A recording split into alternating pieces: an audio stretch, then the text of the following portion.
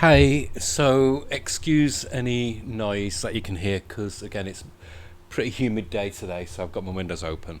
Turn the fan off. So, like I said, tomorrow I'll be doing the new releases that are coming out in September. Look at those. But today I've managed to read all the comics that came yesterday, so I'm going to give you my review, my impressions, let you know if there's any that I'm stopping. So, so let's get started. Just adjust that. Okay, so the first one is Incredible Hulk #1. This is the new one by Philip Kennedy Johnson, writing Nick Klein, drawing. Nick Klein, of course, was the artist on the beginning of Donny Cates' run on Thor. So, really, really nice. Classic, good horror, which is when I think the Hulk works the best. I'm not keen on the Hulk when it goes to superhero. Although I did like quite a bit of Peter David's run, but I did get a bit bored of it. I enjoyed it more when it's like Joe Fixit with Peter David, or when he teamed up with Liam Sharp to go darker with it. I think my favourite Hulk, apart from the original run way back in the 60s with Stan Lee and Ditko and Kirby, was Bruce Jones's run, which I think he did with Mike Deodato initially, Deodato Jr. And this is what this feels very much like, and it reminds me a bit of the old black and white Marvel Hulk magazine from the 70s and early 80s, which again was more horror flavour. The art is phenomenal in this. It sets a really good storyline. It generates enough interest for me to really look forward to issue 2.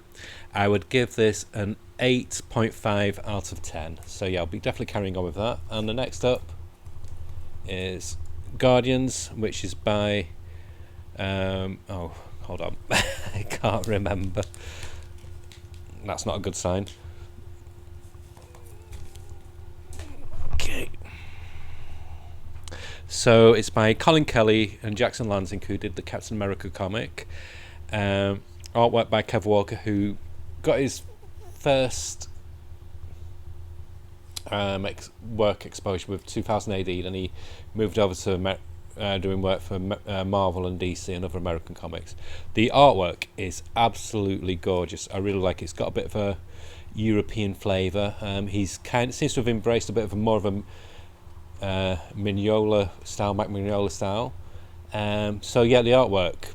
If it's just for the artwork alone, I'd carry on with it, but I don't like it. I can't justify doing that.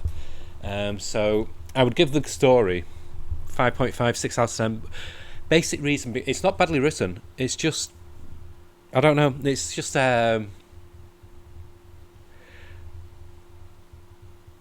it's 3 issues in, and seems to be a lot going on, but not a lot happening at the same time. It doesn't propel the plot forward. Like it's called Grootfall, and it's only now that we've seen a hint of Groot, and it's, yeah, I just found it lackluster. And then there's these shifts in scenes, and I'm thinking, what the hell is going on here? Like, issue 2 had me completely confused, and I'm not much clearer now with issue 3. So, unfortunately, even though I love the art, even on the variant covers, I'm dropping it. I'm just did not enjoy the story at all. Like I said, it's not badly written. It's just not gelling for me. So I'd give that a 5 out of 10 if it was just on the story, 6 out of 10 if it was including the art. And next up is Ram V's new team, 6-issue miniseries, and this is part of the We Are Legends incentive what DC's brought out, which focuses on the Asian communities, so the South Asian, East Asian, so covering all places like Korea, Japan, India, you name it. So basically very Asian centric, which is so refreshing. Seeing comics that just aren't your typical white Americana kind of background. Like this is located in India. The team works from India, and they go globally. First issue I thought was really fun. This one, he's very clever, Ramvi. Like I said, the first one I thought I thought it's going to be very light and breezy. It's still very fast and got a quick pace to it, but the seriousness sets in now. Whereas my other favourite teen book at the moment is Doom Patrol by Dennis Culver, which is fantastic, gorgeous artwork. But that's very much goofy weird. This is weird, but in a planetary kind of weird, where it's much more serious, kind of sinister in some aspects, and it's just cool. And the artwork, and the first issue, I thought the artwork was serviceable. This issue, I've adjusted to the art style, and it really works for this series. But I think there's a new artist coming on next issue. Yeah, it fills that gap what was left by Planetary, but it's not as. I think Warren Ellis is a good writer, controversies aside, but I think he can be oblique and abstract just for the sake of it, to try and look a bit cool and hip. Whereas Ramvi doesn't do that. He uses words when necessary to propel the story along. It's not exposition or like the Claremont one where there's like a paragraph, a speech book can take nearly a full page with just explaining things, but he shows it in the pictures itself, and it's so good. I'd say this is my favourite teen book at the moment, even more than Doom Patrol.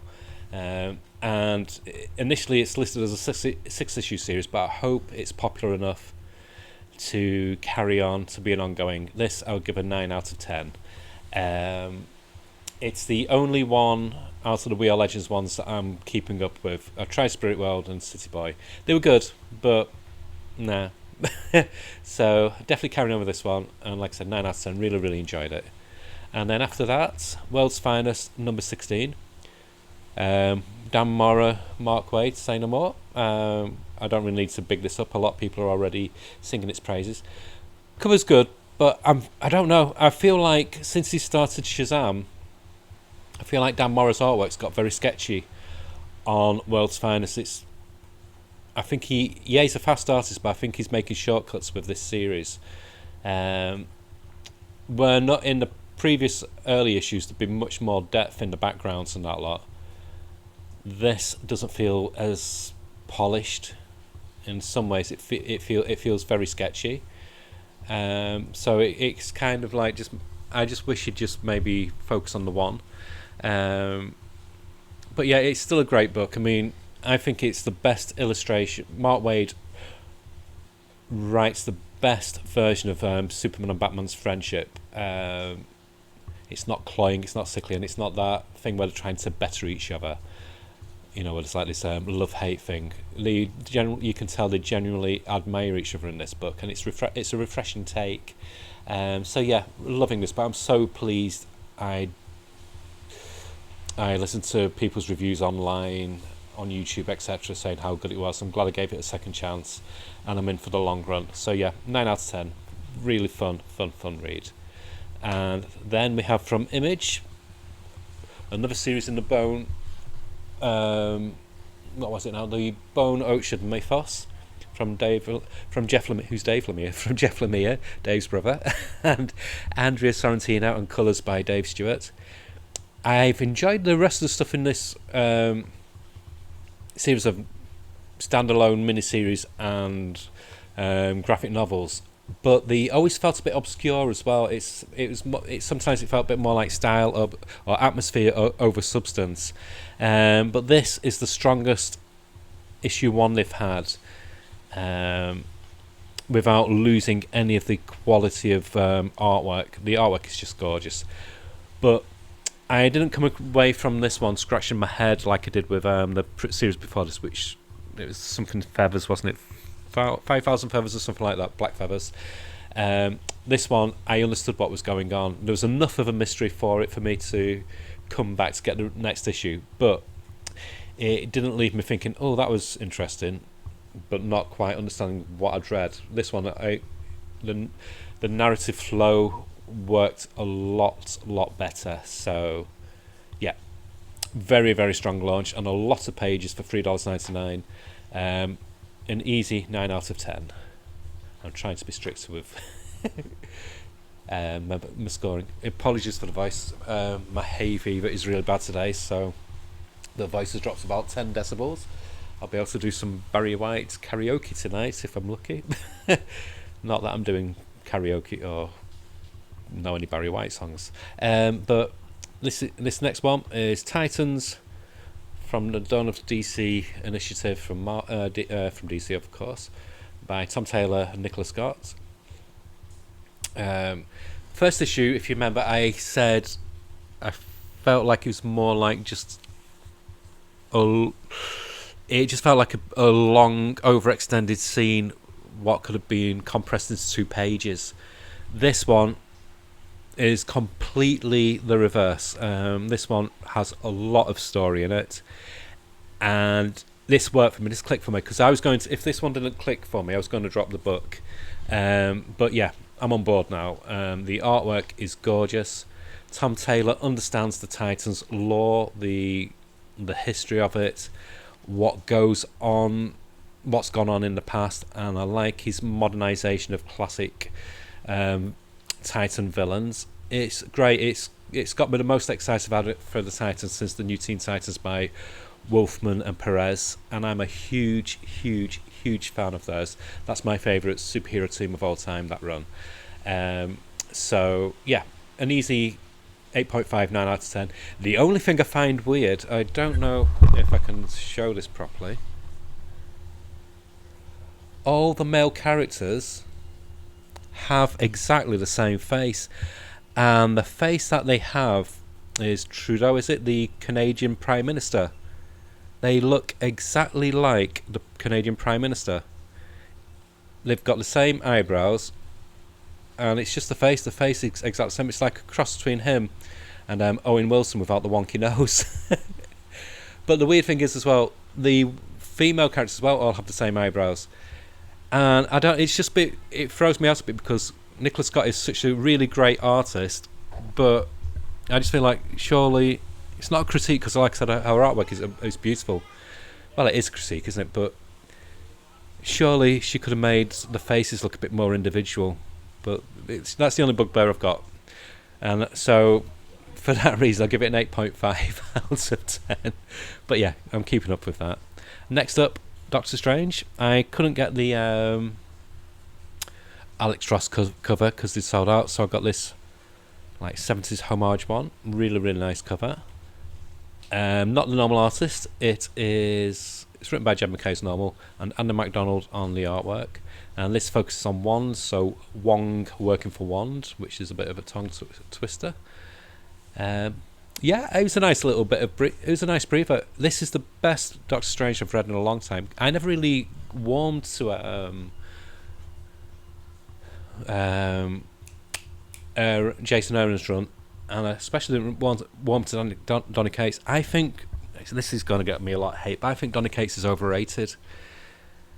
He puts a lot of pizzazz in the initial issues, and then I think he runs out of ideas later on, and they just feel flabby. I found that with his Guardians of the Galaxy, with Venom, and other books that he's done. More so the books that he does for companies.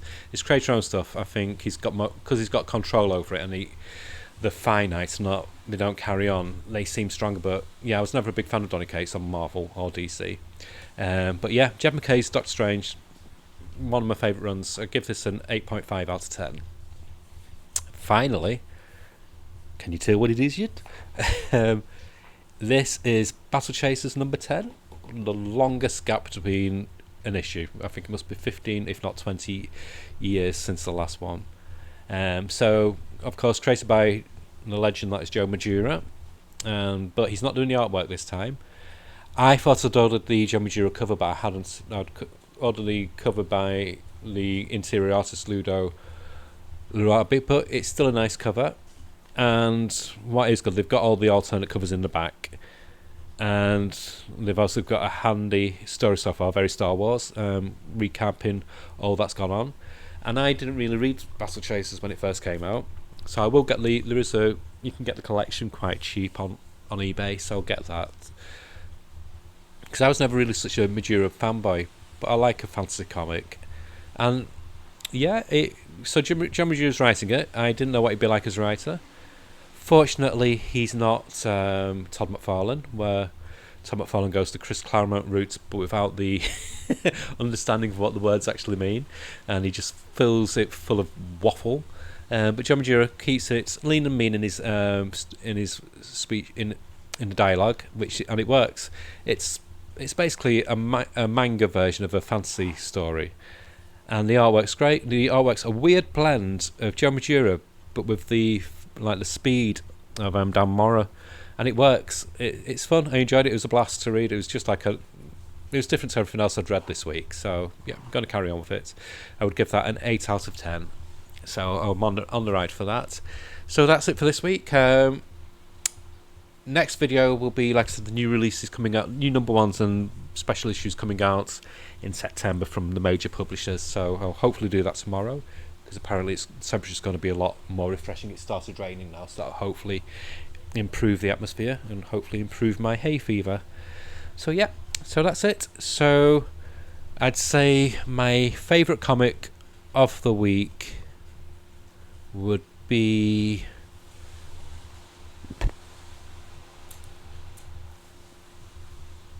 I would say it's Tenement and The Vigil.